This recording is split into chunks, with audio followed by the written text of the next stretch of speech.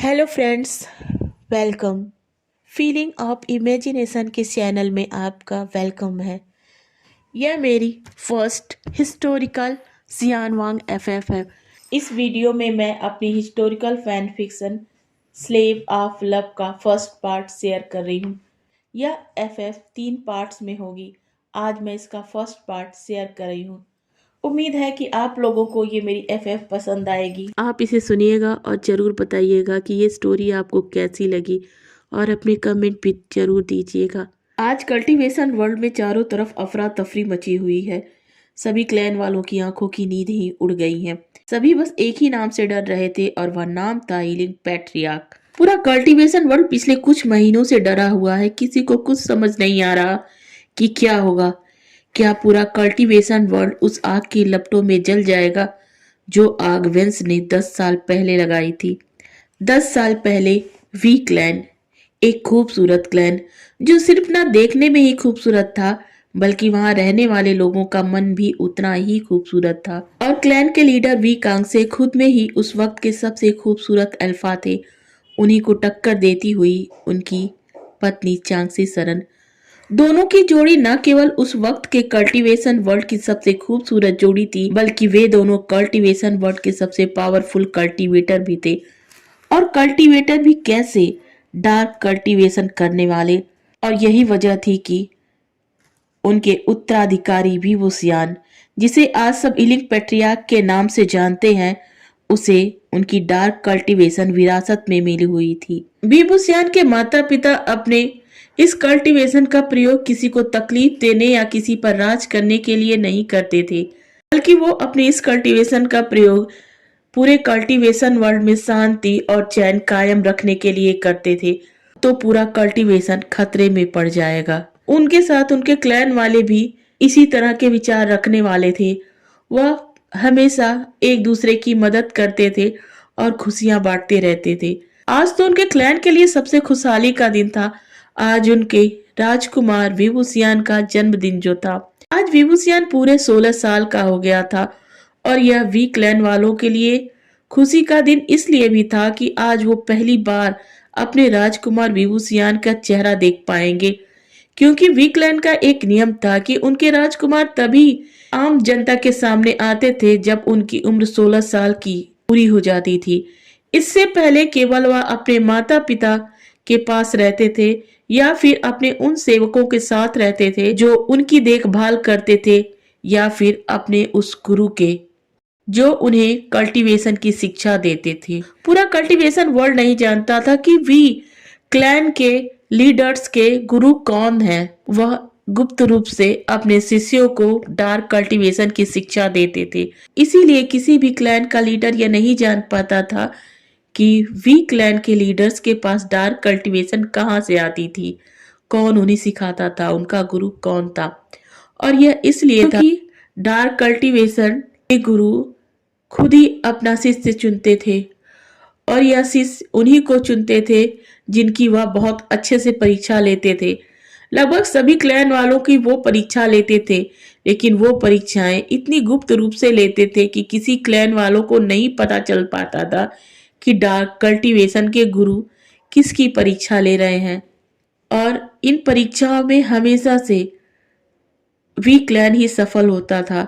और विभूसियान की भी परीक्षा इन डार्क कल्टीवेशन के गुरुओं ने ली थी और विभूसियान इस परीक्षा में सफल भी हुआ था।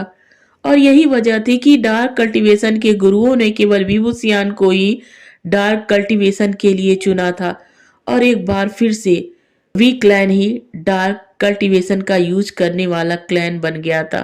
मगर अभी विभूसियान की उम्र 16 साल पूरी होने वाली थी और अब से विभूसियान को कल्टीवेशन की शिक्षा दी जाने वाली थी।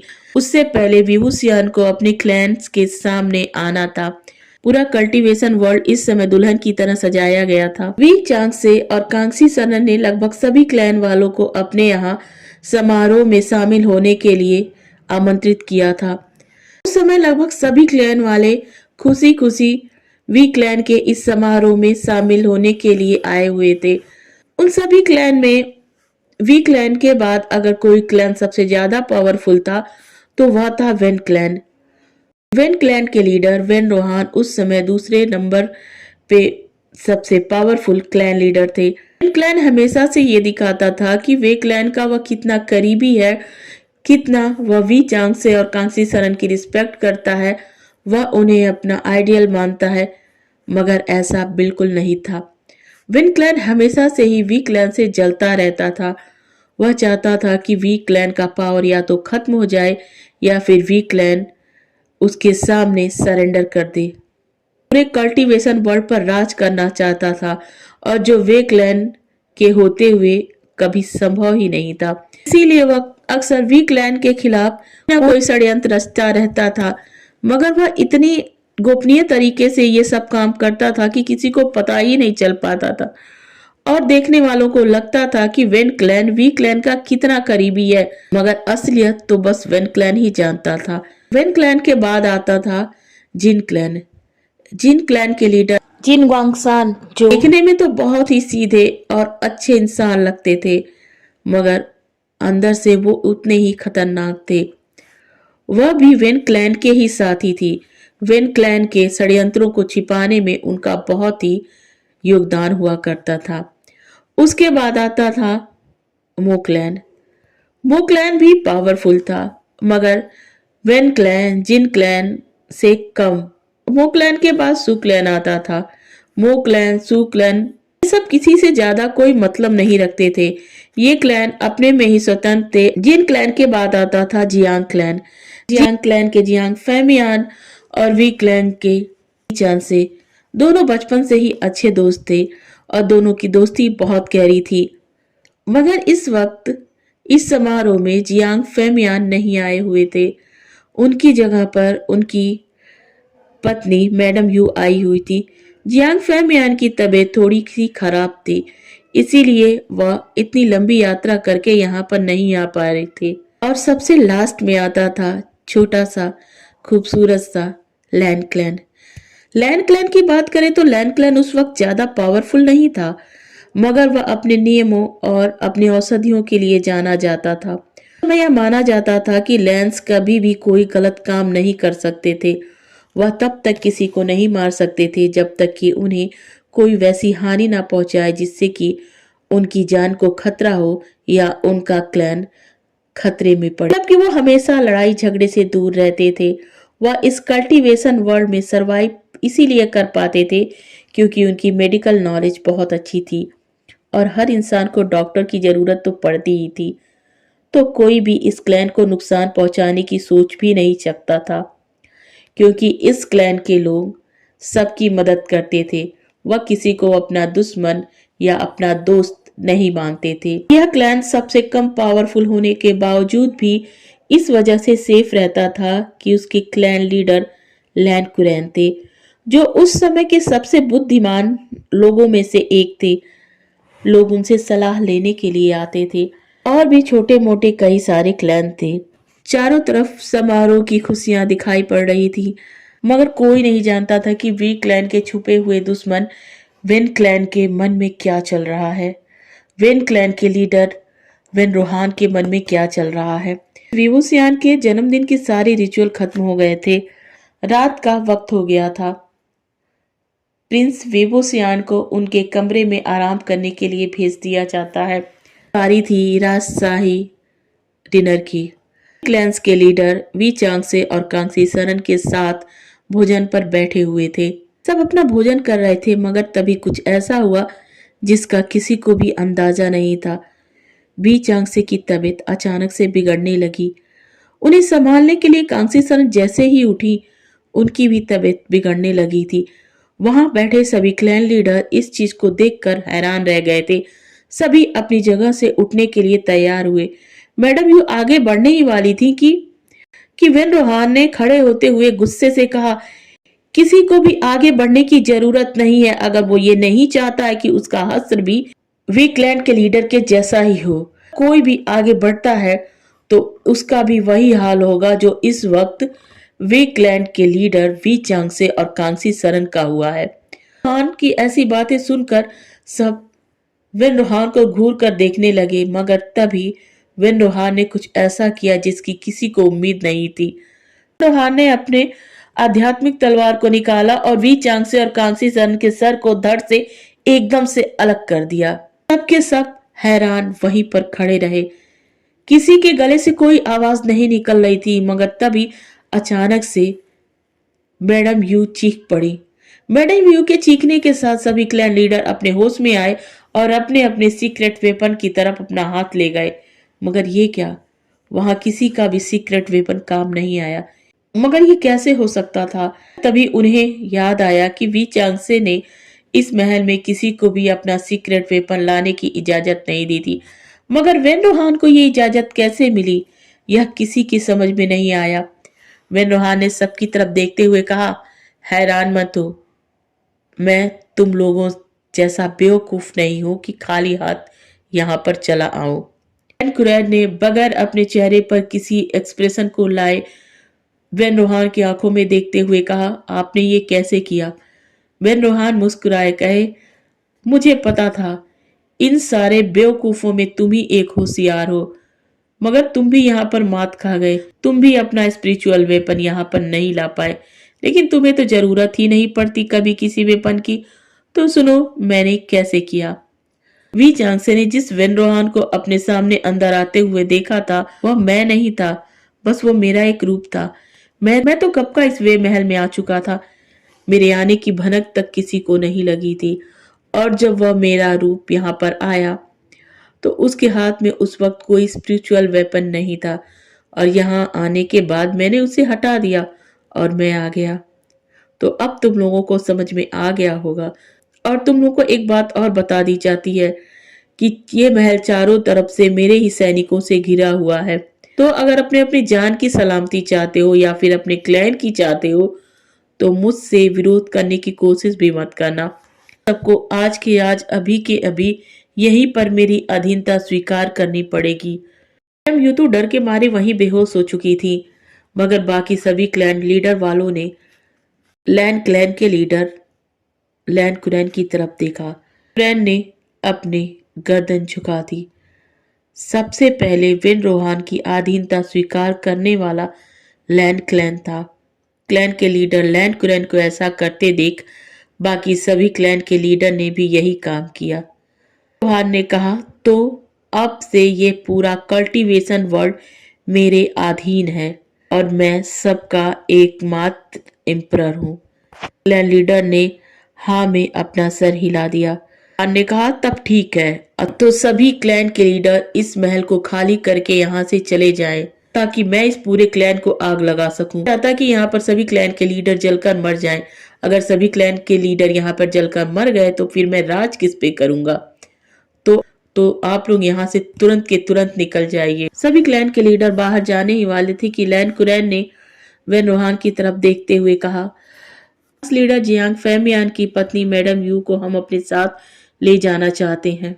रोहान ने कहा, ओह, अपनी जान की फिक्र नहीं है लैंड लीडर लैन कुरैन को, और उन्हें जियांग क्लैन के लीडर जियांग फैमियान की पत्नी की फिक्र है। हम हीलर हैं और हम किसी को तकलीफ में नहीं देखना चाहते। तभी वेन रोहान ने हंसते हुए कहा, और वी चांगसे और कांगसी सरन को क्या आप जीवन दान देंगे? लैन कुरैन चुप हो गए। उनके पास इस बात का कोई जवाब ही नहीं था। वह कर भी तो क्या सकते थे, वह एक छोटे से क्लैन के लीडर ही तो थे। वेन रोहान ने हंसते हुए कहा, ठीक है, ले जाइए। लैन कुरैन ने मैडम यू को अपनी गोद में लिया। कुरैन ने सबकी तरफ देखते हुए कहा, हम हीलर्स हैं, हम ये कर सकते हैं। और वह मैडम यू को लेकर वहां से चले जाते हैं। तो सबके जाने के बाद कुछ सिपाही दौड़कर आते हैं वेन रोहान के पास और वेन रोहान से कहते हैं, हमें इस विभूषियान कहीं नहीं मिल रहे हैं। वेन रोहान ने हंसते हुए कहा, वो बच्चा है, कहाँ जाएगा, इसी महल में खेल रहा होगा, उसका भी इंतजाम कर ही देते हैं। इतना कहने के साथ ही उसने पूरे महल को आग लगवा दी। महल से बाहर आ गया। उसके और उसके सैनिकों के बाहर आने के बाद वह सभी खड़े होकर महल को देख रहे थे। वी महल के साथ पूरा वी क्लैन भी आग की लपटों में झुलस रहा था। वेन रोहान ने वी क्लैन के ऊपर बादलों का एक काला घेरा बना दिया था, जिससे पता चल सके कि कोई भी इंसान वी क्लैन के अंदर गया है या नहीं, या वी क्लैन से बाहर आया है या नहीं। क्लैन जलकर खाक हो चुका था। यह सारा नजारा वेन रोहाना पहाड़ी पर खड़े होकर देख रहे थे कि वीकलैंड किस तरीके से जलकर राख हो रहा है। मगर वहीं एक जंगल में एक शख्स घोड़ा दौड़ाते हुए भाग रहा था और वह थे जियांग फेमियान। जियांग फेमियान को कहीं से भनक लग गई थी कि कुछ तो होने वाला है उनके दोस्त के साथ। वह तुरंत ही वीकलैंड की तरफ चल पड़े थे। जियांग फेमियान अभी वीकलैंड के पास पहुंचे ही थे कि कुछ क्लैन लीडर उन्हें वापस जाते हुए दिखाई पड़ने लगे।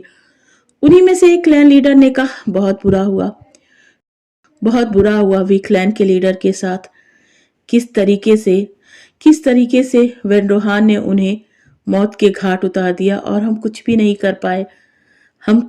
कर पाए उनके लिए। तभी एक दूसरे लीडर ने कहा, अच्छा हुआ, वो तो शुक्र है कि उन्होंने प्रिंस विभूषियान को छोड़ दिया है। कि तभी फिर से एक आवाज आई, छोड़ दिया है? आपको लगता है उन्होंने प्रिंस विभूषियान को छोड़ दिया है? आपने सुना नहीं, उन्होंने पूरे महल को नहीं, पूरे क्लैन को आग लगाने की बात कही है और खुद उस आग पर निगरानी रखे हुए हैं कि कहीं उस आग से कोई बच ना जाए, ना ही कोई क्लैन के अंदर आए और ना ही कोई क्लैन के बाहर। तो बताइए विभूषियान, वो छोटा सा बच्चा, वो प्रिंस विभूषियान कैसे बच सकता है? जियांग फेमियान ने जैसे ये सुना तो वह अंदर तक हिल गए थे। उन्हें समझ में ही नहीं आ रहा था कि वो क्या करें। उन्हें बहुत ज्यादा तकलीफ हो रही थी। उन्हें रोने का मन कर रहा था। उनकी आंखों के सामने वी चांगसे का चेहरा, वो खूबसूरत चेहरा सामने आ रहा था। उन्होंने आंखें बंद की और अपने मन में कहा, मैंने अपने दोस्त को खो दिया।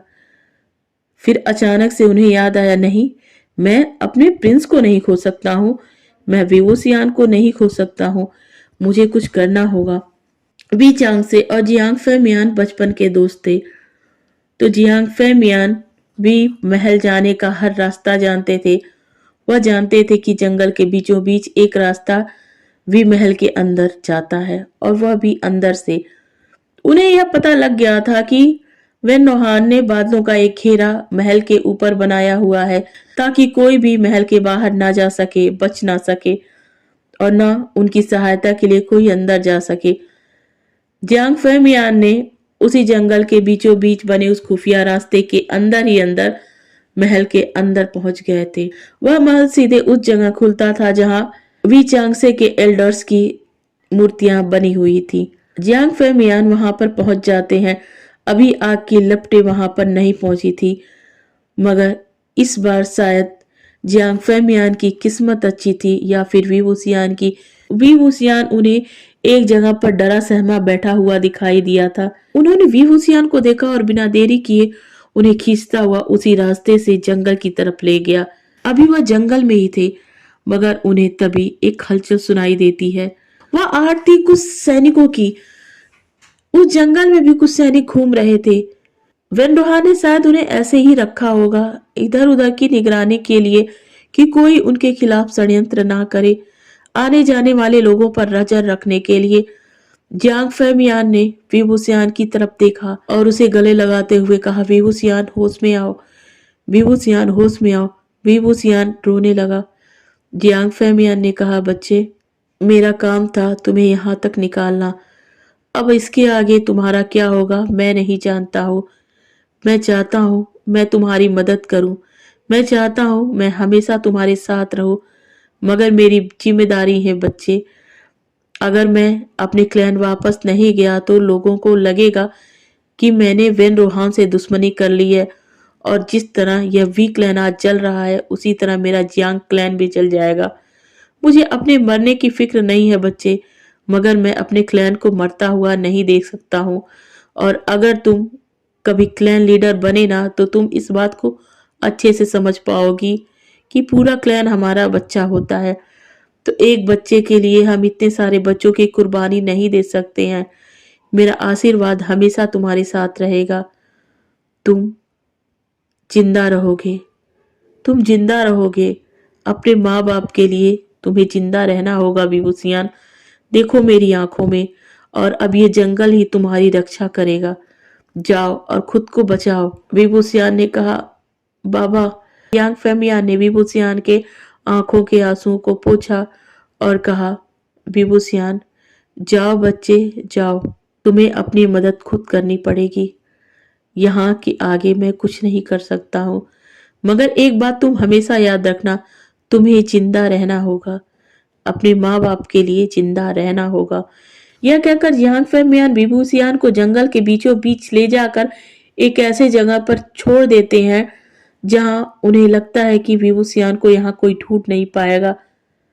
और वहां से वह उस जगह पर चले जाते हैं जहां पर उन्होंने सैनिकों को देखा था। उन्होंने देखा कि सैनिक वहां से चले गए हैं तो एक राहत की सांस ली और फिर अपने क्लैन की तरफ चले गए। इधर विभूषियान की किस्मत शायद अच्छी थी और या फिर शायद बहुत बुरी। विभूषियान रात के अंधेरे में इधर उधर गिरता पड़ता किसी तरह से जंगल के उस हिस्से में पहुंच गया जहां पर वह अक्सर जाया करता था, जहां पर किसी को खबर नहीं होती थी कि विभूषियान उस जंगल में जाया करता था, खेला करता था। विभूषियान अब अकेला था, वह रो रहा था, मगर वह इतना तो समझदार था कि वह अब आवाज नहीं कर रहा था। वह इतना तो समझ गया था कि उसे अब छिपना है अपने माँ बाप के लिए, छिपना है उस आग को बुझाने के लिए जो वेंस ने लगाई थी उसके दिल में। वह अपने आप को सेफ करने के लिए इधर उधर जगह तलाश करने लगा, मगर खुद को सेफ रखने की जगह तलाश करने की कोशिश में वह बहुत ज्यादा घायल हो गया था। रात का अंधेरा था, कुछ नजर नहीं आ रहा था, मगर विभूषियान बेतहाशा भागे जा रहा था। गिरता पड़ता वह अंत में एक ऐसी जगह पर पहुंच गया था जिसके बारे में वह जानता था, जिससे वह अच्छे तरीके से परिचित था। शायद बहुत समय तक वह यहाँ पे रहकर खेला करता था। जब उसे अपने महल में बेचैनी लगती थी, महल से बाहर की दुनिया देखने का मन करता था, तो वह इस जंगल में इस जगह पर आया करता था। इस जगह की हर चीज को, हर पेड़ को आंख बंद करके पहचान सकता था। यह जगह थी जंगल के बीचों बीच बहती एक नदी। लूसियान जब तक वहां पहुंचता है वह बहुत ज्यादा थक गया था, उसकी आंखें बंद हो गई थी और वह वहीं बेहोश हो गया। तो इस तरीके से विभूषियान चौहान द्वारा जो आग लगाई गई थी वीक लैंड में उससे बच गया, मगर एक आग विभूषियान के दिल में जलती रही और वह थी कभी ना बुझने वाली बदले की आग। उसी आग की तपिश आज लोगों को महसूस हो रही थी, साथ में वेन रोहान को भी। वेन रोहान ने चिल्लाते हुए कहा, जिन गोंगसान, मैंने कहा था कि जियांग्स क्लैन पर नजर रखना। तुम्हें कैसे पता नहीं चला कि क्लैन का हायर अभी भी जियांग्स के यहाँ जिंदा है, और जिंदा है वे कपल की डार्क कल्टीवेशन उसके अंदर। जिन गोंगसान ने डरते हुए कहा, हमें नहीं पता कि जियांग फेमियान ने हमें कैसे गुमराह किया था। हम सब जानते हैं कि जियांग फेमियान उस वक्त बीमार थे और अपने ही क्लैन में थे। मैडम यू आई थी, आप ही ने तो मैडम यू को लैन कुरेन को ले जाने के लिए कहा था। हमने उस पर यकीन कर लिया था। हमें लगा था कि वी चांगसे का बेटा आग में जलकर मर गया होगा, क्योंकि हमने चेक किया था ना, कोई भी नहीं गया था उस क्लैन में। हमने उस क्लैन के बच्चों तक को नहीं छोड़ा था। फिर विभूषियान तो अपने महल में ही था ना। फिर आपको भी तो पता है ना कि वो विभूषियान अपने महल में ही था। जब तक महल जलकर खाक नहीं हो गया हम वहीं पर खड़े थे, आप भी हमारे साथ थे। महल के ऊपर काले बादलों का घेरा भी बना दिया था जिससे पता चल सके कि उस महल से कोई बाहर गया भी है या नहीं, मगर कोई नहीं गया था। आप भी तो थे ना वहां पर, इसमें मेरी गलती नहीं है। जिन गोंगसान ने डरते हुए वेन रोहान से कहा, फिर भी कैसे वी क्लैन का प्रिंस जिंदा है? अब इस बात से कोई फर्क नहीं पड़ता है कि विभूषियान उस वक्त कैसे बच गया, किसने उसकी मदद की, वह कहाँ रहा, कौन उसका गुरु है, किससे उसने डार्क कल्टीवेशन की शिक्षा ली जबकि उसके माँ बाप मर गए। फर्क इस बात से है कि विभूषियान कहीं हम पर भारी न पड़ जाए। ये माना कि हम दोनों इस वक्त भी पावरफुल हैं, मगर विभूषियान को कम मत समझो। जिस तरीके से उसने छोटे छोटे क्लैंस को अपने वश में कर लिया है, अपने अधीन कर लिया है, कहीं ऐसा ना हो कि आने वाले समय में वह हम पर भी अपना हुकूमत जाहिर करे, और वो वक्त हमारे और तुम्हारे लिए कितनी शर्मनाक होगी यह तुम अच्छे से समझ सकते हो। तो जाओ कुछ ऐसा करो कि विभूषियान हमसे दूर रहे वह हमारे क्लैंस के आसपास भी न पहुंचे। तुम्हें यह करना ही होगा जिन ग्वांगसान। जिन ग्वांगसान अपने घुटनों के बल बैठ गया और डरते हुए कहा, फेन लीडर, हमने जियांग्स पर नजर रखी थी, मगर कब वह जियांग्स पर अपना अधिकार कर लिया हम नहीं जान पाए। पैट्रियार्क तो हीलिंग की पहाड़ियों पर था ना, तो हम कैसे जान पाते कि हीलिंग पैट्रियार्क और जियांग्स के बीच कोई संबंध भी था। उसकी कभी कोई खबर हमें कहीं नहीं सुनाई दी थी। आज 10 साल बाद जब वह वापस आया है तो आते ही उसने तबाही मचा दी। हम क्या करते? किसी ने उसका चेहरा भी नहीं देखा है। मैंने बहुत सारे गुप्तचरों को भेजा है, खुद भी उसके बारे में जहां जहां सुनाई दिया है गया हूँ, मगर किसी से ये पता नहीं चला कि वो दिखता कैसा है, वो अल्फा है, ओमेगा है, वो क्या है। छोड़ो छोड़ो, इन सब बातों का अब कोई फर्क नहीं पड़ता है। अब हमें बस अपना बचाव देखना पड़ेगा। अब वक्त आ गया है इन आयरन का प्रयोग करने का। हम इन आयरन से उसे रोक सकते हैं मगर हरा नहीं सकते हैं, क्योंकि इन आयरन डार्क कल्टीवेशन को फॉलो करता है और विवोसियान के ब्लड में ही डार्क कल्टीवेशन है। हमें बस उस क्लैन को विवोसियान के कहर से बचाना है जो स्ट्रांग है। हमें कमजोरों का साथ देकर क्या फायदा। सुना है विवोसियान बहुत क्रूर है, वह किसी को भी नहीं छोड़ता है। तो अब बताओ हमें लैंड क्लैन का क्या करना है, क्योंकि विवोसियान ने छोटे मोटे क्लैंस पर तो अपना अधिकार कर लिया है, उनसे हमें ज्यादा फर्क नहीं पड़ने वाला है, मगर अगर उसने लैंड क्लैन पर अधिकार कर लिया। वांगसान ने कहा, वेल लीडर, हमें लैंड क्लैन को बचाना है या नहीं बचाना है ये तो आप ही निर्णय लेंगे ना। खान ने हंसते हुए कहा, हमें हीलिंग पैट्रिया के हवाले कर ही देना चाहिए। वैसे भी अपने सारे डिसिपल्स को वहां हमने मेडिसिन के बारे में पढ़ने के लिए भेजी तो दिया था ना। अब तो हमारे पास भी मेडिसिन के नॉलेज की कमी नहीं है। कमी होगी वह इन आयरन ही पूरी कर देगा। तो उस क्लैन को भी बह जाने दो उस हीलिंग पैट्रिया की आंधी के साथ। कर दोनों हंसने लगते हैं। तब लैंड क्लैन में अफरा तफरी मची हुई थी। एक युद्ध छिड़ा हुआ था हीलिंग पैट्रियार्क और लैंड क्लैन के बीच में। लैंड क्लैन वाले अच्छे से जानते थे कि हीलिंग पैट्रियार्क के सामने वह टिक नहीं सकते हैं, मगर उन्होंने भरपूर कोशिश की खुद को बचाने की, खुद के क्लैन को बचाने की। वह लड़ रहे थे, वह अपनी अंतिम सांस तक लड़ रहे थे, मगर इसका कोई फायदा नहीं था। लैंड क्लैन अब युद्ध हार चुका था और इस वक्त हीलिंग पैट्रियार्क के सामने घुटनों पर बैठे थे लैंड लीडर लैंड सिचैन के एल्डर्स लैंड कुरैन, लैनी और लानवांग जी। हीलिंग पैट्रियार्क उनके सामने अपनी सूबियान के साथ खड़ा था। उसके चेहरे पर हमेशा एक नकाब रहता था। आज तक किसी ने उसका चेहरा नहीं देखा था। और उसके साथ खड़े थे जियांग चैंग और जियांग फेमियान भी। एलिंग पैट्रियार्क ने गुस्से से कहा, जियांग चैंग, अभी तुम खड़े क्यों हो? इनकी गर्दन काट दो। चैंग आगे बढ़ नहीं रहा था। कारण था जियांग फेमियान ने उसका हाथ पकड़ रखा था। फेमियान जो जानते थे कि लैंड क्लैन एक शांति प्रिय क्लैन था, उसके लोग लड़ाई झगड़ों षड्यंत्रों से दूर अपनी ही दुनिया में रहा करते थे। और एक वक्त पर जियांग फेमियान की पत्नी मैडम यू की जान भी तो लैंड क्लैन वालों ने ही बचाई थी। वह कैसे लैंड क्लैन का यह एहसान भूल सकते थे? वह आज नहीं चाहते थे, वह बिल्कुल नहीं चाहते थे कि लैंड क्लैन वालों के साथ वह लड़ाई करें, मगर उन्हें करना पड़ा था, क्योंकि इस हीलिंग पैट्रियार्क पर उनका कोई अधिकार नहीं था। उनका अधिकार तो बस विवोसियान पर था ना। इस हीलिंग पैट्रियार्क को तो वह जानते तक नहीं थे। उनका विवोसियान इस हीलिंग पैट्रियार्क के पीछे मर सा गया था। वह कुछ बोल भी नहीं पा रहे थे। हीलिंग पैट्रियार्क का ऑरा ही इतना खतरनाक था कि वह कोई शब्द नहीं कह पाते थे सिवाय उसकी आज्ञा मानने के।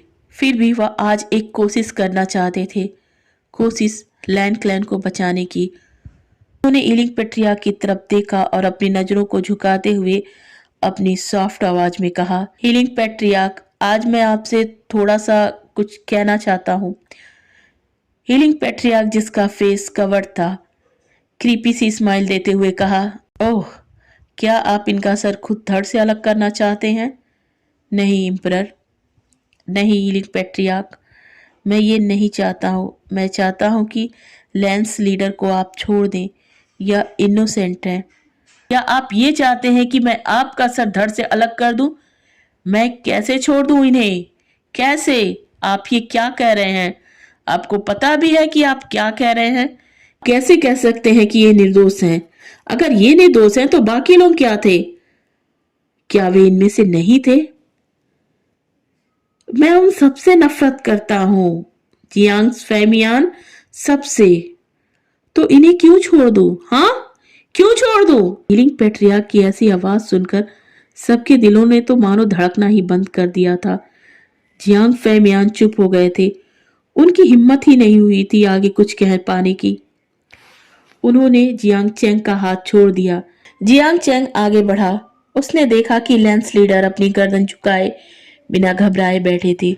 उसने अपने मन में कहा, सच कहा गया है लेंस के बारे में, ये अपने नियमों के पक्के हैं। ये किसी से भी अपने लिए नहीं गिड़गिड़ाते। आज चाहे तो यह घबरा कर हीलिंग पेट्रियार्क के सामने अपने या अपने परिवार वालों को बचाने की मिन्नतें कर तो सकते हैं ना, मगर नहीं, सबके साथ ये मरना पसंद कर रहे हैं। अब जियांग चैन ने भारी मन के साथ अपनी तलवार उठा ली थी। वह उसे चलाने ही वाला था कि पीछे से किसी ने उसे कसकर पकड़ लिया। उसने पलट कर देखा तो हैरान रह गया और एलिंग पैट्रियार्क ने जियांग चेंग की तलवार नीचे कर दी। जियांग चेंग तो अपनी जगह हैरानी से खड़ा रह गया। उसे समझ ही नहीं आया कि वो क्या करे। उसने पूछा, एलिंग पैट्रियार्क, आपने क्यों रोक दिया? एलिंग पैट्रियार्क ने लांस की तरफ देखा, जो अब भी एक मूर्ति की तरह सर झुकाकर बैठे थे। उसने हंसते हुए कहा, मैंने इनके लिए कोई और सजा सोची है। जियांग फेमियान तो खुश हो गए। उन्होंने कहा, धन्यवाद एलिंग पैट्रियार्क, आपने जो ऐसा सोचा। एलिंग पैट्रियार्क ने फिर एक क्रीपी सी स्माइल दी और कहा, आप बहुत ज्यादा सोचते हैं जियांग्स लीडर। आप इतना मत सोचिए, पहले मेरी बात को पूरी तो सुन लीजिए। अब उसकी आंखें डार्क हो चुकी थीं। उसके बदले लैन फैमिली का एक राजकुमार मेरा आजीवन गुलाम रहेगा। मैं उसे आजीवन गुलाम बना कर रखूंगा और उसकी जिंदगी का मालिक मैं रहूंगा। जियांग फेमियान आगे कुछ बोलने ही वाले थे कि हिलिंग पैट्रियार्क ने कहा, अभी मेरी बात पूरी खत्म नहीं हुई है, पहले मेरी पूरी बात सुनिए। मैं चाहता हूं कि उसके नाम का जिक्र भी लैन क्लैन में नहीं हो। वह जीते जी लैन क्लैन के लिए मर चुका हो। उसकी सिर्फ और सिर्फ एक ही पहचान हो, स्लेव की, द हीलिंग पैट्रियार्क के स्लेव की। बाकी उसका कोई और अस्तित्व नहीं रहेगा, समझे आप? अब ये आपकी मर्जी है कि आप मेरे गुलाम को मेरे पास लाइए या फिर लैन क्लैन लीडर्स के कटे सर।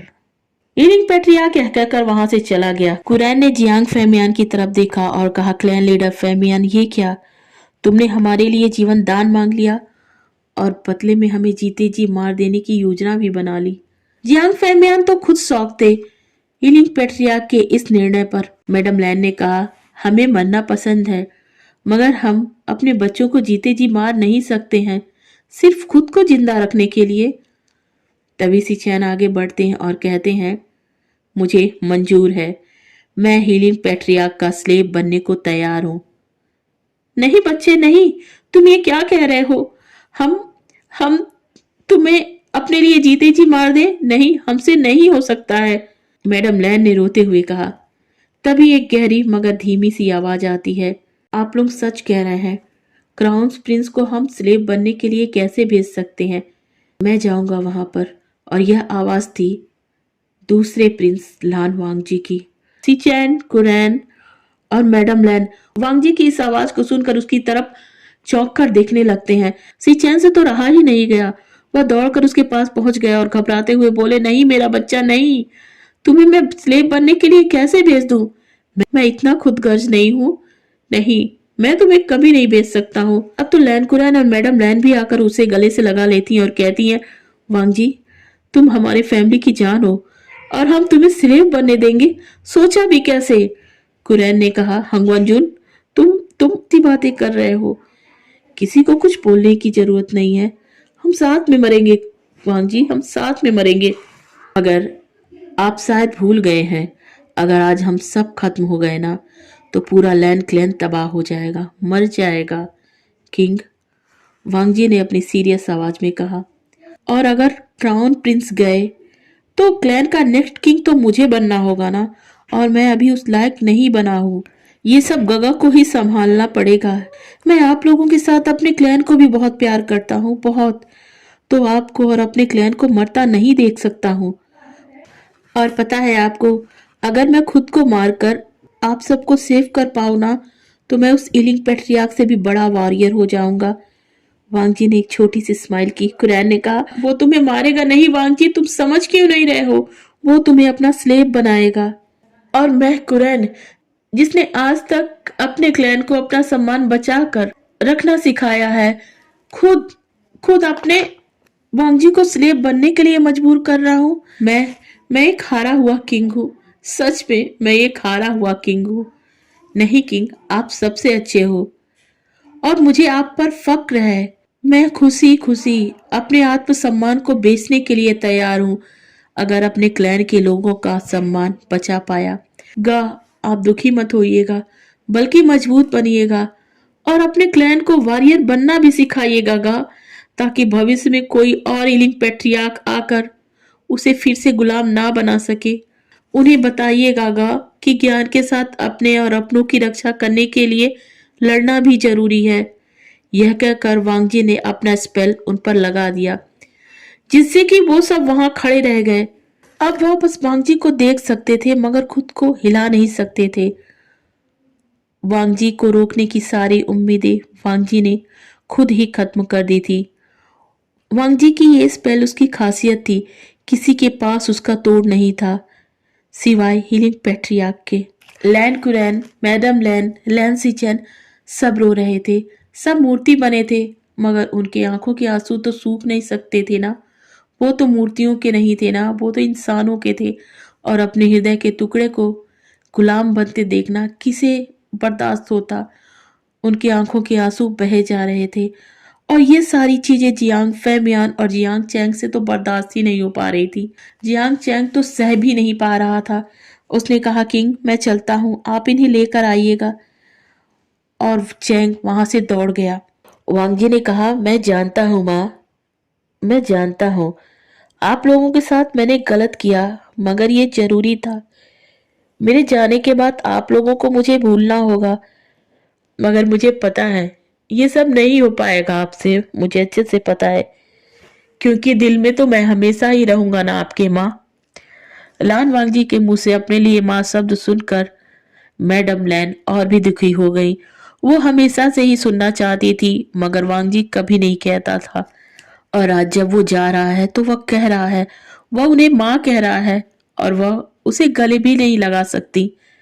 वांगजी मैडम लैन के पास गया और उन्हें गले लगाते हुए कहा, आपने भले ही मुझे पैदा ना किया हो, मगर आप हमेशा से मेरी माँ रहेंगी। मैडम लैन का दिल तो कई टुकड़ों में इस वक्त टूट रहा था, और ऐसा हो भी क्यों ना, उनका वांगजी जो जा रहा है। वांगजी ने कुरैन को भी गले से लगाया और कहा, किंग आप हमेशा मेरे किंग रहोगे। लोग कहते हैं कि मैं आपके जैसा हूँ, और मैं इसमें खुद पर कितना प्राउड फील करता हूँ, आपको बता नहीं सकता हूँ। कुरैन जो कभी नहीं रोए थे, वह पूरी लाइफ में नहीं रोए थे, आज वह भी रोना चाहते थे। अपनी वांगजी को बाहों में लेकर रोना चाहते थे, मगर अब ये हो नहीं सकता था। वांगजी अब सिचैन को गले से लगाता है और कहता है, गा आप बेस्ट हो, बेस्ट। और प्लीज आप अपने मन में ये कभी मत आने दीजिएगा कि आप खुद को मेरी जगह लेने देते तो मैं स्लेव नहीं बनता। आपको पता है मैं आपको एक किंग की तरह देखना चाहता हूँ, एक ऐसा किंग जो सदियों तक याद किया जाए, जो न सिर्फ क्लैन का किंग हो बल्कि वह लोगों के दिलों का किंग हो। मैं जहां भी रहूंगा आपके नाम को जरूर सुनूंगा। मैं चाहता हूँ उस नाम को सुनने के बाद मुझे इतना प्राउड फील हो, इतना प्राउड फील हो कि मैं स्लेव हूँ, यह बात मेरे दिल में घर ना कर पाए। उसने सिचैन के दोनों हाथों को पकड़ा, उसे किस किया और उनकी तरफ अपनी बैक कर ली। सिचैन की हालत बहुत बुरी हो चुकी थी। वह दौड़ना चाहते थे, दौड़कर वांगजी को रोकना चाहते थे, मगर वांगजी ने उन्हें ऐसा करने लायक ही नहीं छोड़ा था। वांगजी ने जियांग फेमियान के पास आकर कहा, चलिए जल्द से, यहाँ मैं उन्हें और नहीं रोक पाऊंगा।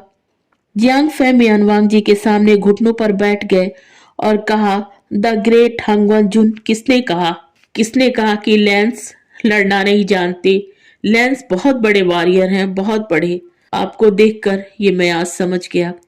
तभी एक सैनिक आता है और कहता है, हीलिंग पैट्रियार्क यहाँ से जाना चाहते हैं। जियांग फेमियान उठते हैं और कुरैन की तरफ देखते हैं, उससे माफी मांगते हैं और लान वांग जी से कहते हैं, चलिए प्रिंस। लान वांग जी एक नजर अपनी फैमिली की तरफ देखता है, फिर थोड़ी दूर खड़े अपने क्लैन के लोगों को जो एक दूसरे से लिपट कर रोए जा रहे थे और जियांग फेमियन के साथ चला जाता है और अपने पीछे छोड़ जाता है पूरा लैन क्लैन रोते बिलखते हुए। उसके जाते ही लैन कुरैन धम से नीचे गिर गए। अब वांग जी के स्पेल का असर खत्म हो गया था कि ऐसी हालत देखकर सिचैन भी घबरा गए थे और उन्हें अपनी गोद में उठाकर क्लैन की तरफ अपने भारी कदमों से बढ़ने लगे। उनके कदम आगे बढ़ रहे थे और उनके आंसू भी, जो चीख चीख कर बता रहे थे कि सेकेंड प्रिंस ने क्या किया है अपने क्लैन के लिए। दूसरी तरफ वांग जी ने अपने खूबसूरत सफेद हानफू के साथ अपना फोरहेड रिबन भी उतार दिया था और एक गुलाम जैसे साधारण कपड़े पहन लिए थे, मगर ये साधारण कपड़े भी वांग जी की खूबसूरती को कम नहीं कर पा रहे थे। वांग जी ने अपने कपड़ों के साथ अपने फोरहेड रिबन को जियांग फेमियान को सौंपते हुए कहा, इसे लैंड क्लैन भिजवा दीजिएगा। जियांग फेमियान ने अपना सर हाँ में हिलाया और एक सैनिक को इशारा करते हुए कहा, तुम राजकुमार लान वांग जी को स्लेब के काफिले में ले चलो। वांग जी ने कहा, आप गलत कह रहे हैं। मैं अब कोई प्रिंस नहीं रहा, मैं बस इलिंग पैट्रियार्क का एक स्लेव हूँ। नहीं, बिल्कुल नहीं। जियांग फेमियान ने रोते हुए कहा, आप हमेशा मेरे लिए प्रिंस ही रहेंगे और ये कहने का हक मुझसे कोई नहीं छीन सकता, आप भी नहीं। वांग जी ने कुछ भी नहीं कहा, वह उस सैनिक के साथ चला गया। जियांग फेमियान अपनी उदास आंखों से उसे जाते हुए देख रहे थे।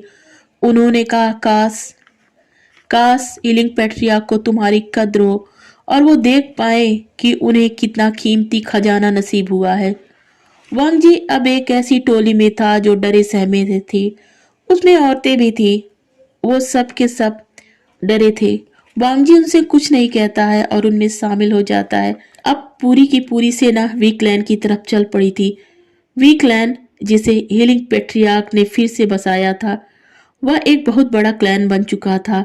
जियांग क्लैन भी वीकलैंड में ही शामिल था, मगर जियांग फेमियान अलग से ही रूल करते थे। हीलिंग पेट्रियार्क कभी भी उनके क्लैन के कामों में दखल अंदाजी नहीं करता था। चूंकि हीलिंग पेट्रियार्क ने वीकलैंड को फिर से बसाया था, तो जियांग फेमियान को इस बात से कोई परेशानी नहीं होती थी।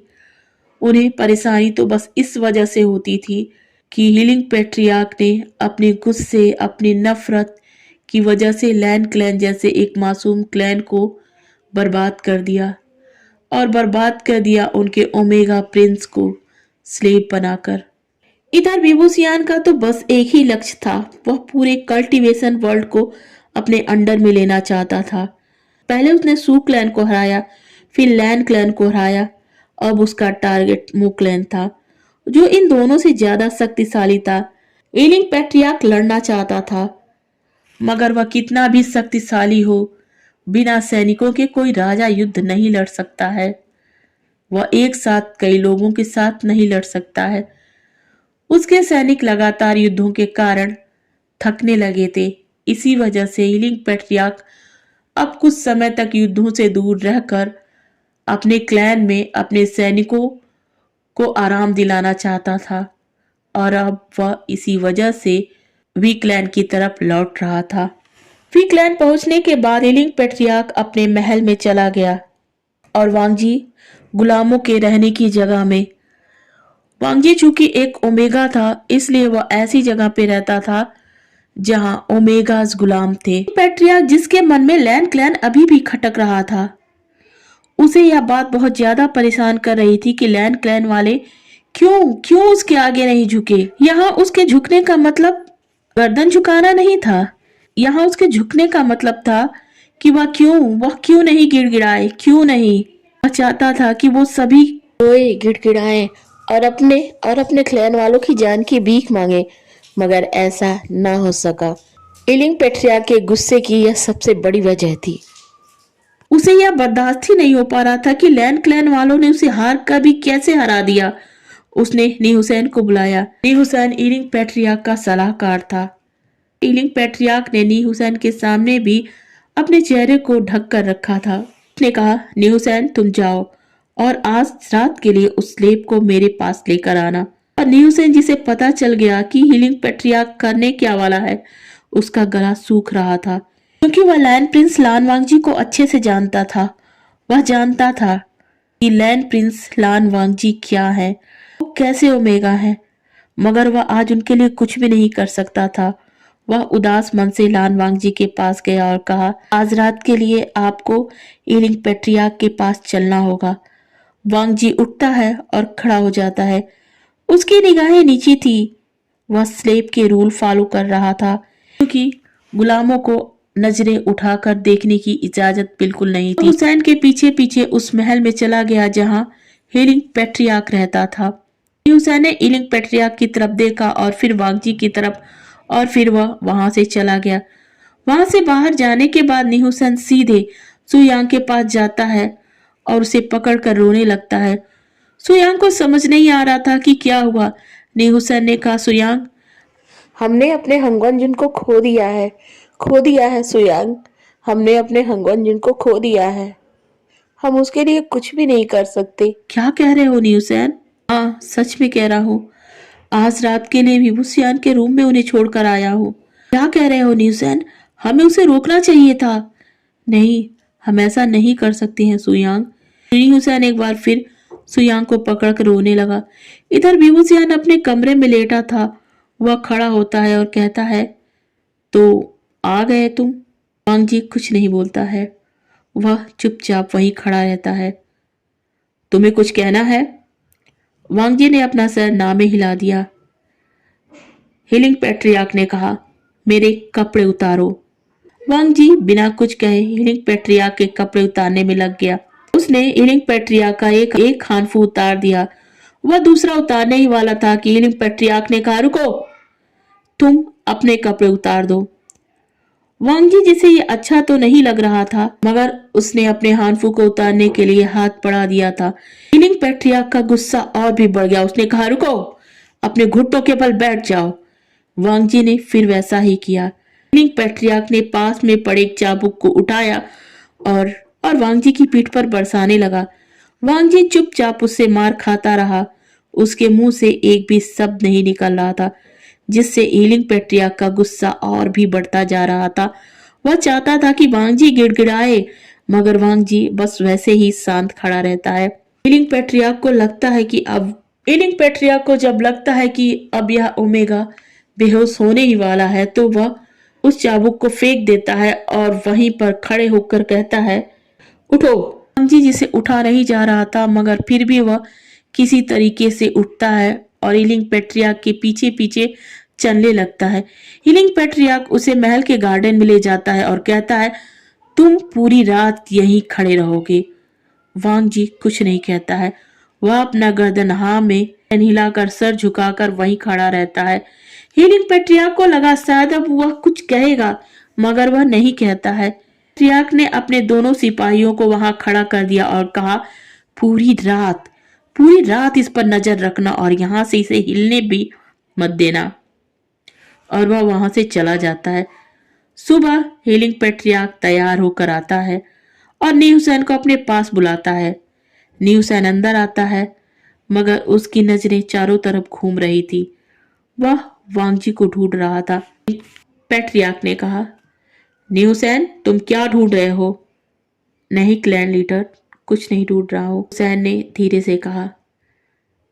अब हीलिंग पैट्रियार्क का गुस्सा बढ़ता जा रहा था। उसने कहा, सच बताओ, क्या ढूंढ रहे हो? नी हुसैन कुछ नहीं ढूंढ रहा था, बस उस गुलाम। हुसैन थोड़ा हिचकिचाते हुए चुप हो गया। पैट्रियार्क ने कहा, मैं तो उसे भूल ही गया था, चलो दिखाता हूँ वह कहाँ है। थोड़ी सी मॉकिंग आवाज में नी हुसैन से कहा, और नी हुसैन अब हीलिंग पैट्रियार्क के पीछे पीछे चलने लगा था, उसी जगह पर जहां पर उसने वांगजी को खड़ा रखा था।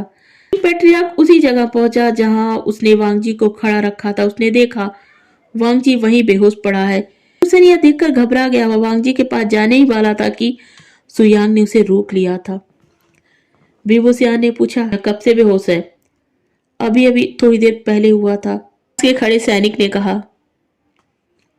हीलिंग पेट्रियार्क ने पूछा, क्या यह पूरी रात यहीं खड़ा था? हाँ, यहीं खड़ा था, सैनिक ने धीमे से आवाज में कहा। क्या इसने एक बार भी कहा से जाने के लिए? नहीं, नहीं कहा। क्या यह रोया? नहीं रोया। इसने एक भी आवाज नहीं निकाली, सैनिक ने कहा।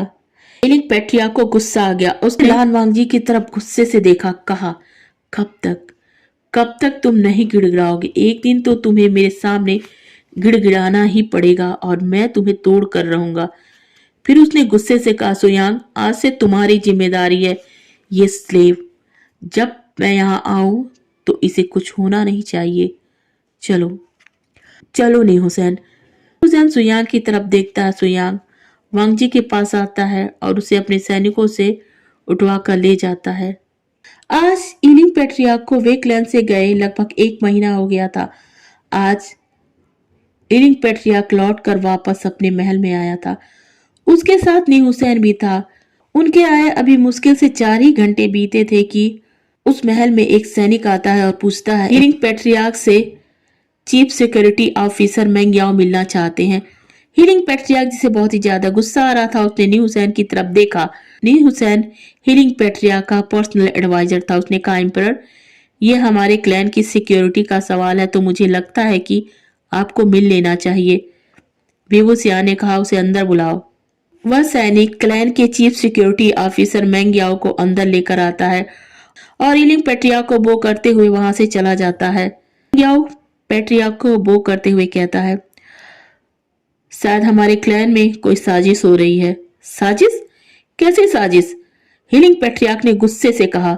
मेंग याओ ने धीमी आवाज में कहा, हीलिंग पेट्रियार्क, स्लेव वांगजी और मिनिस्टर सुयांग ने हमारे क्लैन के खिलाफ साजिश की है। सुयांग, यह नाम सुनकर तो नी हुसैन के मानो होश ही उड़ गए थे, मगर हीलिंग पेट्रियार्क को कुछ खास फर्क नहीं पड़ा। उसने कहा, पहले मिनिस्टर सुयांग को बुलाया जाए। एक सैनिक को भेजकर मेंग याओ सुयांग को बुलवाता है। सुयांग उन्हें वो करता है और कहता है, हीलिंग पेट्रियार्क ने मुझे इतना अर्जेंट क्यों बुलाया है? नी हुसैन ने चिंतित आवाज में कहा, आप पर हीलिंग पेट्रियार्क के खिलाफ जाने और इस क्लैन के खिलाफ साजिश रचने का आरोप है। साजिश? मैंने कैसी साजिश की है? हीलिंग पेट्रियार्क, मुझे बताया जाए, मैंने क्या किया है? हीलिंग पेट्रियार्क ने मेंग याओ की तरफ अपनी जलती आंखों से देखा। मेंग याओ समझ गया कि एम्परर क्या कहना चाहते हैं। उन्होंने कहा, मिस्टर सुयांग, क्या आपने स्लेव वांगजी को कुछ ऐसी चीज नहीं दी है जो आपको नहीं देनी चाहिए थी? क्या आपने उस स्लेव को हमारी लाइब्रेरी से कुछ पन्ने और कलम नहीं दिए थे? हाँ, दिए थे, मगर इसमें साजिश कहाँ है? क्या मैं पूछ सकता हूँ कि आपने वो कागज उस गुलाम को क्यों दिए थे, जब ये जानते हुए कि ऐसा करना हमारे क्लैन को संकट में डाल सकता है? सुयांग ने कहा, मैं समझ नहीं पा रहा हूँ, आप कहना क्या चाहते हैं? मिनिस्टर मेंग याओ, मैं कहना चाहता हूँ कि आपने उस गुलाम को जो कागज दिए थे, अगर उसने उसका गलत इस्तेमाल किया, उस पर कुछ संदेश लिखकर किसी ऐसे व्यक्ति को भिजवा दिया जो आकर उसे छुड़ा ले, तो आप क्या करेंगे? तो अब आप बताएंगे कि आपने ऐसा क्यों किया? सुयांग ने हीलिंग पेट्रियार्क की तरफ देखते हुए कहा, हीलिंग पेट्रियार्क, हमारे इस क्लैन का रूल है कि अगर कोई स्लेव बहुत अच्छा काम करता है तो हम उस स्लेव की एक इच्छा पूरी करते हैं। वांगजी ने अपने सारे दायित्व अच्छे से निभाए, आप यह जाकर भी देख सकते हैं। तो मैंने उसकी एक इच्छा को पूरा किया। उसने कहा, मुझे कागज और कुछ कलम चाहिए। मैंने उसे दे दिया, मगर उसने उसका गलत प्रयोग किया है। यह देखना तो आपका काम है, मेरा नहीं। सुयांग ने मेंग याओ की तरह किया। मेंग याओ सुयांग की बात पर तिलमिला गया। हीलिंग पेट्रियार्क ने गुस्से से कहा, पहले उस स्लेव को यहाँ लाओ और पूछो कि उसने उस कागज को कहाँ रखा है। वांगजी को लाया जाता है। वांगजी अपना सर झुकाए वहीं खड़ा रहता है। हीलिंग पेट्रियार्क ने नी हुसैन की तरफ इशारा किया। नी हुसैन समझ गया। नी हुसैन ने कहा, स्लेव, तुम हमें वो कागज लाकर दो जिसे मिस्टर सुयांग ने तुम्हें दिया था। वांगजी ने जब ये सुना तो वह थोड़ा सा घबरा जाता है, जिसे किसी और ने तो नोटिस नहीं किया, मगर उसकी यह घबराहट हीलिंग पेट्रियार्क की नजरों से बच नहीं पाता है। हीलिंग पेट्रियार्क के चेहरे पर एक कनिंग स्माइल आ गई। उसने नी हुसैन को रोकते हुए कहा, तुम हमें वो कागज ला कर दोगे ताकि हम भी जान सकें कि तुमने उस पर किसे संदेश दिए हैं और किसे अपना सेवियर बनने के लिए चुना है। वांग जी ने अपनी नजरें अब भी झुका रखी थी। उसने धीमी आवाज में कहा, किसी को भी नहीं। मैंने अपने लिए किसी को भी नहीं बुलाया है और ना ही मैंने ऐसा कोई काम किया है जिसकी वजह से आपको या आपके क्लैन को कोई खतरा हो। आपके क्लैन में नियम है, स्लेब से अगर मालिक खुश हो जाए तो स्लेब उससे कुछ भी मांग सकता है। मैंने वही किया है। हीलिंग पैट्रिया कुछ क्षण के लिए तो रुक गया था। उसे लगा कि जैसे ये आवाज उसने कहीं सुनी है, मगर उस पर उसका गुस्सा इतना हावी हो गया था कि उसने इस बात को नजरअंदाज कर दिया। उसने गुस्से से कहा, बेवकूफ समझ रखा है क्या हमें? एक गुलाम क्या मांग सकता है? कपड़े, अच्छे खाने या फिर कहीं घूमने की आजादी? इसके सिवा उसके दिमाग में और किस चीज का ख्याल आ सकता है? उससे कागज और कलम क्यों चाहिए? यही तो मैं जानना चाहता हूँ।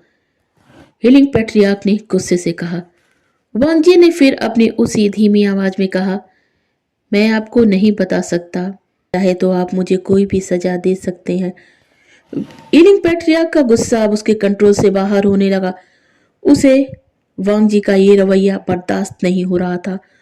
वह वांगजी को अपने सामने घुटनों के बल गिड़गिड़ाता हुआ देखना चाहता था, मगर वांगजी ऐसा कुछ कर ही नहीं रहा था।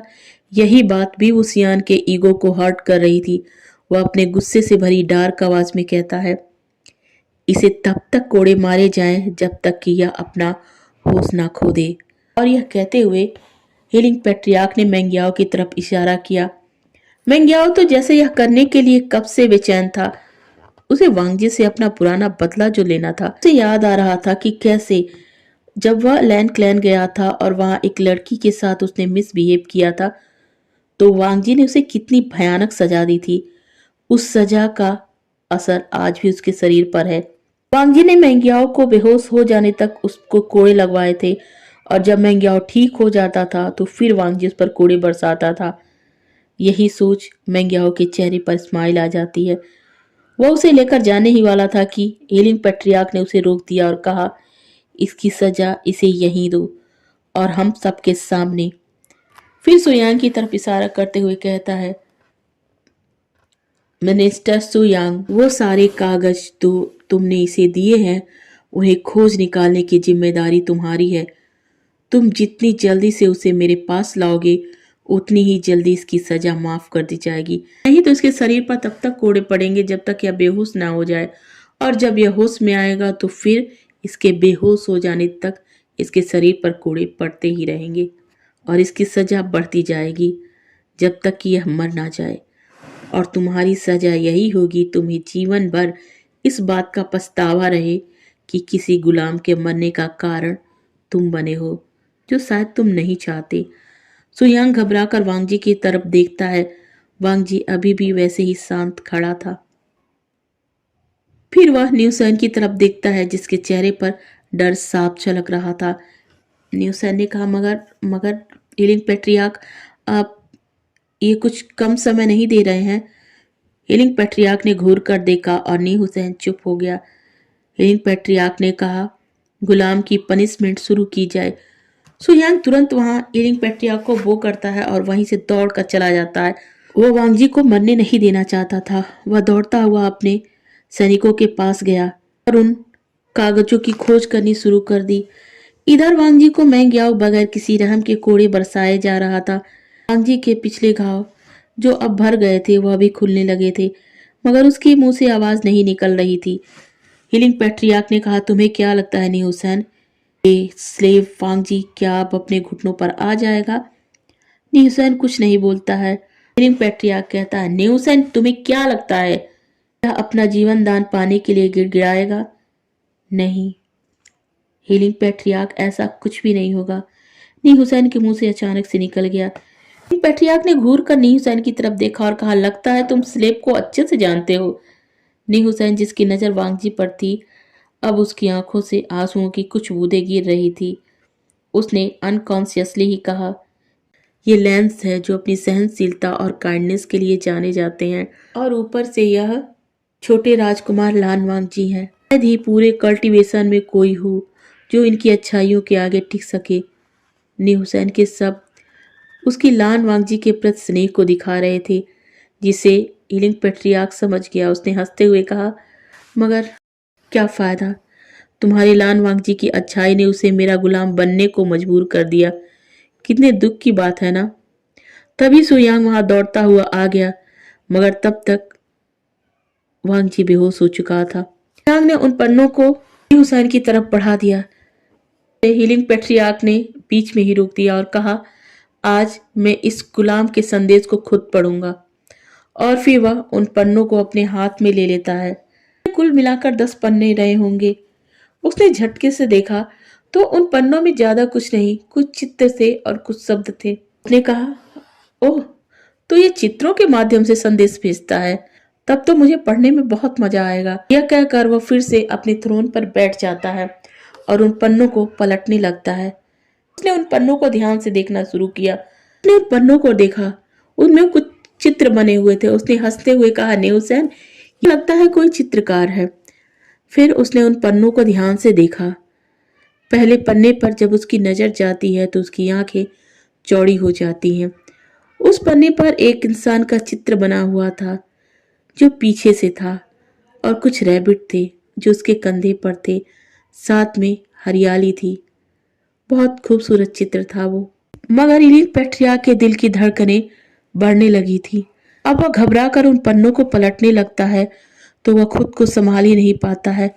एक दूसरा पेज आता है जिसमें वह शख्स बैठा था और उसकी गोद में कुछ रैबिट थे और उसके बगल में ही खाने की एक पोटली थी। उस पर लिखा था, आप इस समय बहुत अच्छे लग रहे थे, बहुत अच्छे लग रहे थे गगा। पहली बार था जब मैंने आपको इस तरीके से अपने हाथों से कुछ खिलाया था। गा, आप बहुत अच्छे लग रहे थे। फिर उसकी नजर तीसरे पन्ने पर जाती है। उस पन्ने पर लिखा था, गा, आपको पता है मैं जितने समय तक आपके साथ था मैं बहुत खुश था, बहुत खुश। पर अब मैं नहीं खुश हूँ। मैं आपको भूल रहा हूँ गा, मैं आपको भूल रहा हूँ। आपको पता है मैं अब आपका लंजा नहीं रहा। मैं अब आपका लंजा नहीं रहा गा। मैं बस एक गुलाम हूँ, बस गुलाम। और गुलाम की कोई लाइफ नहीं होती है। मैं अपना वादा तोड़ रहा हूँ गा, तोड़ रहा हूँ। एक और पन्ना पलटा। उसमें भी चित्र बना हुआ था उस पर्सन का, और वो पर्सन और कोई नहीं था। वह था बेबूसियान।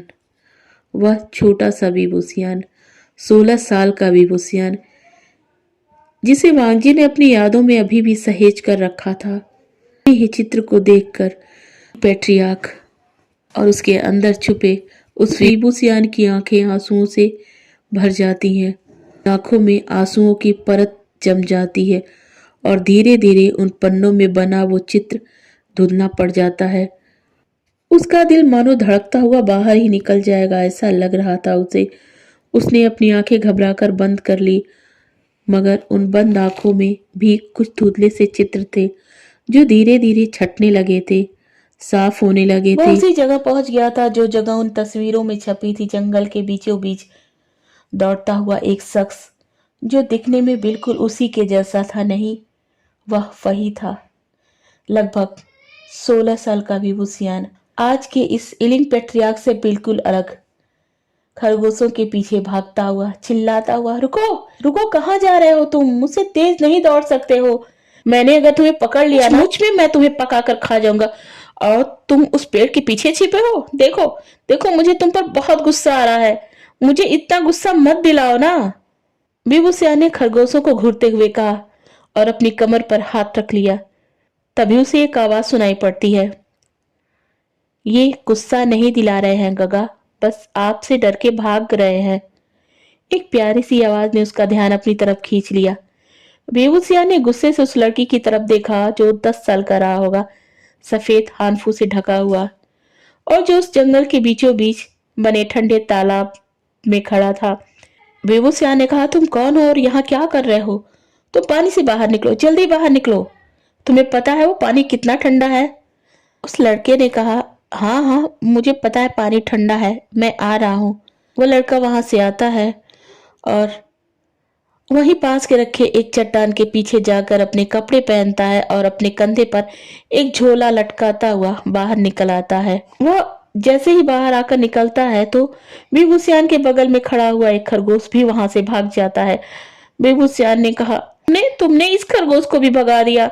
बेबूसियान ने पावटी सा लिप्स बनाकर उसकी तरफ देखा। उस लड़के ने कोई जवाब नहीं दिया। वह वहां से बाहर निकलता है। बेबूसियान ने गुस्से से कहा, कौन हो तुम और तुमने मेरे खरगोश को क्यों भगा दिया है? और उस लड़के का हाथ पकड़ लिया। उस लड़के ने गुस्से से बेबूसियान के हाथों की तरफ देखा जो वांगजी को पकड़े हुए था। उस बच्चे की आंखों में गुस्सा था। बेबूसियान ने कहा, मुझे उसके साथ खेलना था ना, और तुमने उसे भगा दिया। आप उसके साथ खेलना चाहते थे गा, या फिर मारकर खाना चाहते थे? मैंने सुना। बेबूसियान ने कहा, नहीं मैं सच नहीं कह रहा था, मैं तो बस उसके साथ खेलना चाह रहा था। मैंने बस गुस्से में कहा था कि उसे मारकर खा जाऊंगा। बेबूसियान ने उस लड़के की तरफ पावटी सा लिप्स बनाकर फिर देखा।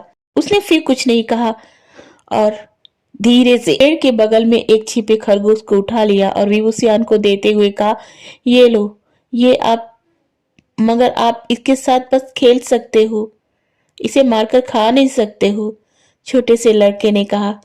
विंग ने उस खरगोश को अपने हाथ में ले लिया और कहा, ठीक है, वैसे तुम्हारा नाम क्या है? लंजा। मेरा नाम लंजा है। तुम्हारी उम्र कितनी होगी लंजा? बेबूसियान ने पूछा। लंजा ने कहा, 10 साल। और तुम ये नहीं पूछोगे कि मेरी उम्र कितनी है?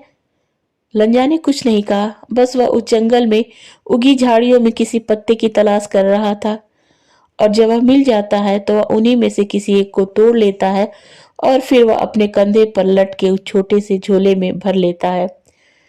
विंग जो कि पीछे पीछे ही चल रहा था, उसने कहा, पूछो ना। लंजा ने कुछ नहीं कहा। ठीक है, तुम नहीं पूछ रहे हो तो मैं ही बता देता हूँ। मैं कुछ दिनों में 16 साल का होने वाला हूँ। लंजा ने फिर कुछ नहीं कहा। वह आगे आगे चलने लगा। बेबूसियान को अच्छा नहीं लग रहा था। उसने कहा, क्या कर रहे हो ये? लंजा फिर कुछ नहीं बोलता है। वह बस चुपचाप अपना काम किए जा रहा था।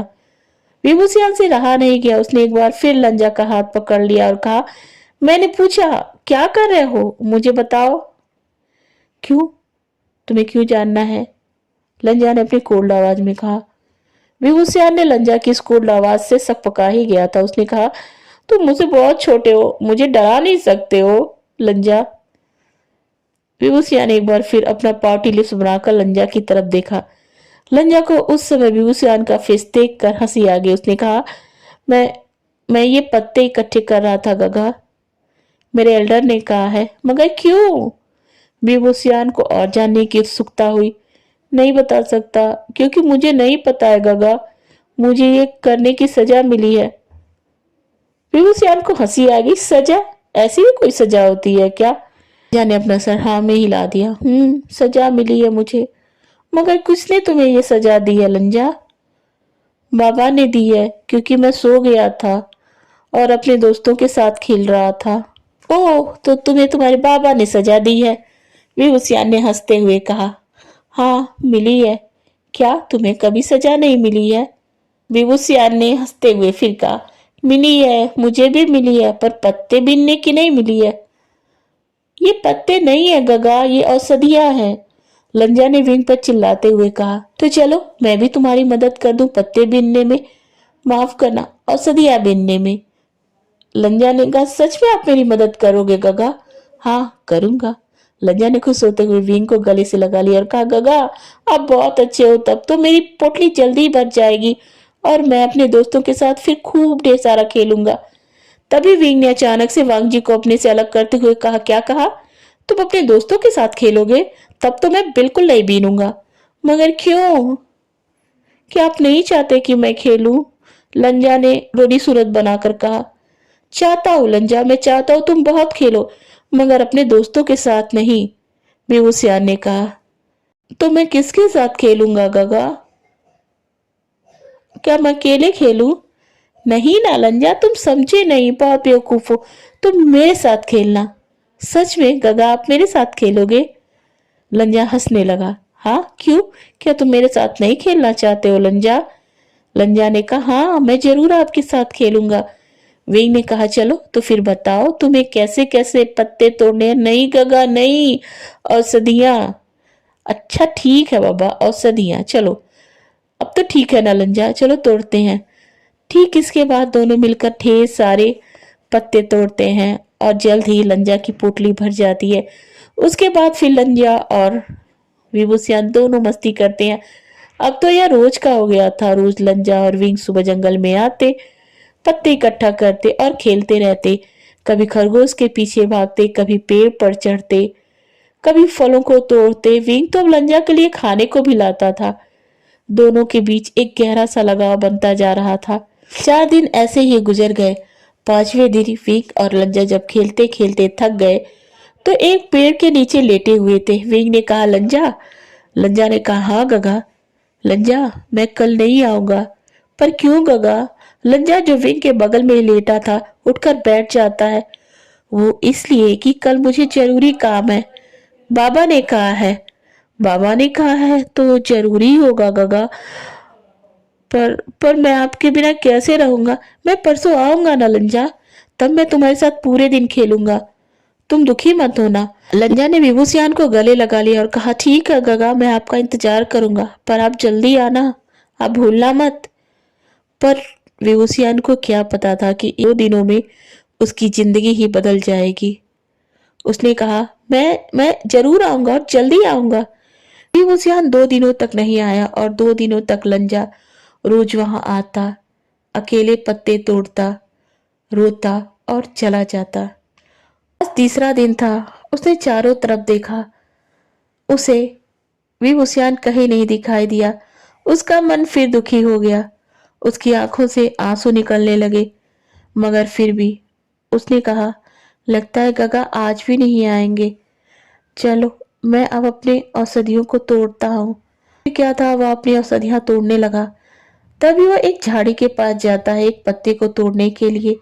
मगर उसे झाड़ी में से कुछ हलचल सुनाई देती है।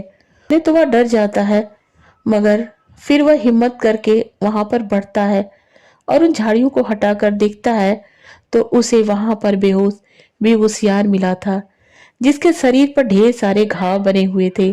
कपड़े कई जगह फटे हुए थे। वह बेहोश था। गगा, गगा, आप यहाँ, आपको क्या हो गया गगा? क्या हो गया है? कहता हुआ लंजा चिल्लाने लगा। मगर वो छोटा सा बच्चा कुछ नहीं कर पा रहा था। इसी तरीके से विभूतियान को खींचता हुआ वह झाड़ी के बाहर लाया और पास के पड़े नदी में से पानी लाकर वह उसके चेहरे को, उसके घावों को साफ करता है। उसके बहते हुए खून को वह अपने कुछ औषधियों की मदद से रोकने की कोशिश करता है। जब वह ऐसा कर लेता है तो वह विंग को उठाने की कोशिश करता है। आज वह विंग के लिए कुछ खाने को लाया था। उसे लगा था कि आज अगर उसके गगा आएंगे तो वह उन्हें कुछ खाने को देगा, इसीलिए वह लेकर आया था। मगर आज उससे गगा इस हालत में मिलेंगे, उसे ये नहीं पता था। वह किसी तरीके से विंग को होश में लाता है और विंग जब होश में आता है तो वह कहता है लंजा, लंजा तुम। लंजा कहता कुछ मत बोलो गगा, पहले आप इसे खा लो, जल्दी खा लो, आप जल्दी से ठीक हो जाओगे। इसके बाद मैं आपको औषधि खिलाऊंगा। मुझे पता है, मैं थोड़ा बहुत औषधियों के बारे में जानता हूँ। और लंजा ने विंग को वह खाना खिलाया। विंग नहीं खा रहा था, मगर लंजा ने बड़ी मुश्किल से उसे थोड़ा सा खिला दिया। फिर वह विंग को वहीं लिटाकर अपनी बस्ती में चला जाता है और फिर वहां से कुछ औषधियों को लाता है और विंग को पिला देता है। साथ में वह विंग के घाव पर भी लगाता है। अब विंग को फिर वह खींचता हुआ एक पेड़ की छांव में ले जाकर बैठा देता है। विंग चल नहीं पा रहा था, उसे चला ही नहीं जा रहा था। लंजा को रोना आ रहा था, मगर वह विंग को रोते हुए नहीं दिख सकता था। उसने पूछा गगा क्या हुआ है? विंग कुछ नहीं बोलता है। उसे नींद आ जाती है। लंजा को पता था कि औषधियों का असर इतना तो होता है कि खाने वालों को नींद आ जाए, तो वह कुछ नहीं कहता है और विंग को वहीं सुला देता है। फिर वह अपने पत्तों को बीनने लगता है, मगर आज उसका ध्यान पत्तों से ज्यादा अपने गगा पर लग रहा था। शाम हो जाती है। जी ने जल्दी जल्दी अपनी पोटली भर ली थी और विंग के पास आकर बैठ जाता है। उसने कहा, गगा आप मेरे साथ चलिए, मेरी बस्ती में चलिए। मैं वहां बाबा से कह दूंगा, वो आपका ख्याल रखेंगे और आप ठीक हो जाएंगे। विंग ने कहा, नहीं लंजा, मुझे किसी के पास नहीं जाना है, मुझे किसी के पास नहीं जाना है लंजा, मुझे अकेला छोड़ दो। लंजा ने कहा, नहीं गगा, मैं आपको अकेला कैसे छोड़ दूं। विंग ने कहा, मैं यहीं छिप कर रहूंगा, तुम सुबह आना। अगर आप कहीं चले गए तो। विंग ने कहा, नहीं, मैं कहीं नहीं जाऊंगा, मैं तुमसे सुबह जरूर मिलूंगा। पक्का ना। हाँ पक्का, जरूर मिलूंगा। तभी वांगजी को आवाज सुनाई देती है, कहाँ हो तुम। वांगजी ने कहा, बाबा आ रहे हैं, अब भी चलो ना गगा। विभूसिया ने कहा, नहीं नहीं, मैं नहीं जाऊंगा, तुम जाओ, मेरी बात मानो लंजा, तुम अपने गगा की बात नहीं मानोगे।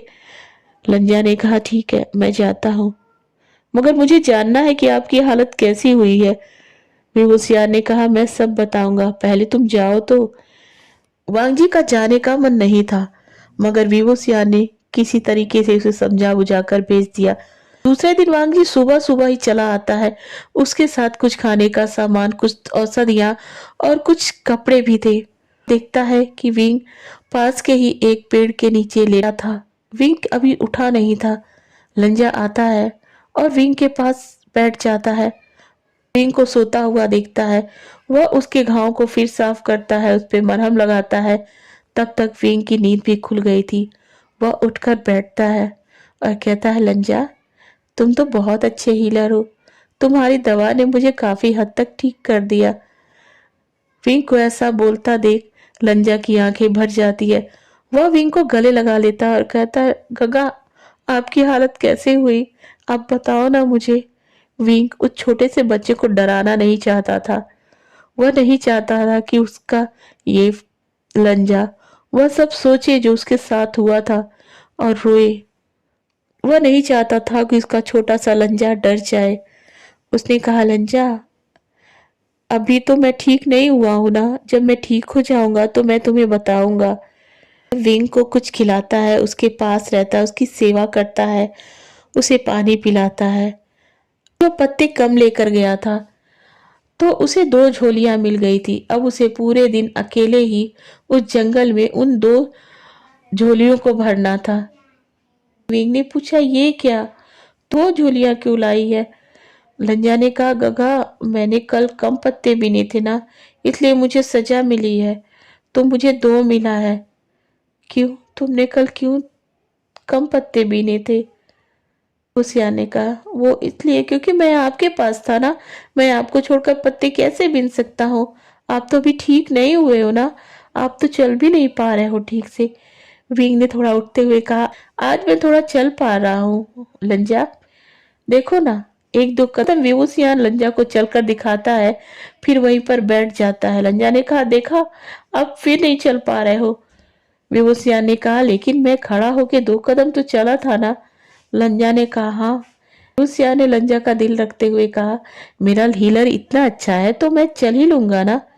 और वह लंजा को फिर से गले लगा लेता है। लंजा ने कहा, आज मैं आपके लिए फिर से दवाइयां लाया हूँ। और वह विंग को फिर से दवाइयां लगाता है, विंग को खाने के लिए देता है और फिर वह दौड़ दौड़ के पत्ते बीनता है। अभी भी उसकी 1.5 पोटली ही भरी थी। शाम हो जाती है। विंग ने कहा, लंजा। लंजा ने कहा, हाँ गा। विंग ने कहा कि देखो आज तो तुमने बहुत मेहनत की है ना, मैं तुम्हारी सहायता भी नहीं कर पाया। लंजा ने कहा, गगा आप ठीक हो जाना तब मेरी सहायता कर देना, ठीक है, तब मुझे सजा भी नहीं मिलेगी। अब मैं चलता हूँ। क्योंकि उसे फिर आवाज आने लगी थी। से ही लंजा 10 दिन तक आता है और विंग के पैरों पर औषधियां लगाता है, उसे खाने को देता है, उसके कपड़े धुलता है, उसके कपड़े बदलता है और उसको सोने के लिए कुछ सामान लाता है। इन 5 दिनों में लंजा ने विभूतियान की बहुत सेवा की थी। एक छोटा सा बच्चा उसकी माँ की तरह उसका ख्याल रख रहा था, उसके बाबा की तरह उसे दिलासा दे रहा था। विभूतियान से बार बार पूछता कि क्या हुआ था, क्या हुआ था, मगर विभूतियान ने कहा जब वो अच्छे से ठीक हो जाएगा तो बताएगा, और जब वहां से चला जाता। लंजा विभूतियान के लिए छोटा सा बिस्तर भी लाया था जिससे कि विभूतियान को ठंड ना लगे। उसने विभूतियान की बहुत केयर की थी। शाम को रुक नहीं पाता था। वह छोटा सा बच्चा था इसलिए उसे जाना था। आज भी वह चला जाता है। 6वें दिन जब वांगजी आता है तो उसने देखा कि उसके गगा हनफू खुद बदला था। लंजा ने विभूतियान की तरफ देखा और कहा, गगा आप तो ठीक लग रहे हो ना। विभूतियान ने कहा, लंजा मेरे लिए खाने को कुछ लाए हो। लंजा ने कहा, गा लीजिए मैं आपके लिए लेकर आया हूँ। और लंजा ने विभूतियान को खाने के लिए बढ़ा दिया। विभूतियान ने कहा, लंजा चलो आज मैं तुम्हारे पत्ते बीनने में मदद करता हूँ। लंजा ने कहा, नहीं गागा आप नहीं चल पा रहे हो, मैं अपने पत्ते बीन लूंगा। आज मुझे 3 पोटली मिली है। विभूतियान ने कहा, आज तुम्हारी मैं 3 पोटली भर दूंगा। नहीं गा आप नहीं, चलो आप रहो, आप यहीं पर रहो, मैं आज जल्दी भर लूंगा। विभूतियान ने कहा, नहीं लंजा आज मैं तुम्हारी मदद करूंगा। यह कहता हुआ विभूतियान लंजा की पोटली भरने में मदद करने लगा, मगर लंजा नहीं जान पा रहा था कि इस वक्त विभूतियान किस कदर अंदर से घायल है, कितना टूटा हुआ है, उसके साथ क्या हुआ है। विभूतियान ने जल्दी जल्दी लंजा की पोटली भरने में मदद कर दी और उसने कहा, लंजा देखो ना मैंने तुम्हारी सारी पोटली भर दी है। लंजा ने कहा, हाँ गगा अब हम बैठ के बातें करें और आप बताना मुझे, ठीक है। विभूतियान ने दर्द भरी आवाज में कहा, ठीक है लंजा। विभूतियान को पता नहीं क्या सूझा, उसने नन्हे से लंजा की गोद में अपना सर रख लिया। विभूतियान के लिए उस नन्हे से लंजा की गोद उस वक्त एक सुकून का बिछौना था, जहां वह इस वक्त रो रहा था और अपनी बेचैनियों परेशानियों से राहत की उम्मीद कर रहा था। लंजा काफी देर तक विभूतियान के बालों को सहला रहा था। उसकी आंखें भी नम थी। ऐसा करते करते अब शाम हो गई थी। तभी कुछ लोगों के चलने की आवाजें आने लगी। ओके फ्रेंड्स, तो मेरी आज की यह एफएफ यहीं पर एंड होती है। नेक्स्ट पार्ट मैं जल्दी ही लेकर आऊंगी। और हाँ, आप लोगों से रिक्वेस्ट करना चाहती हूँ कि जो बैकग्राउंड में नॉइज चल रही है प्लीज उसे इग्नोर करिएगा, और मेरी आवाज कोल्ड के कारण थोड़ी सी अलग निकल रही होगी तो उसे भी इग्नोर करिएगा। Thank you.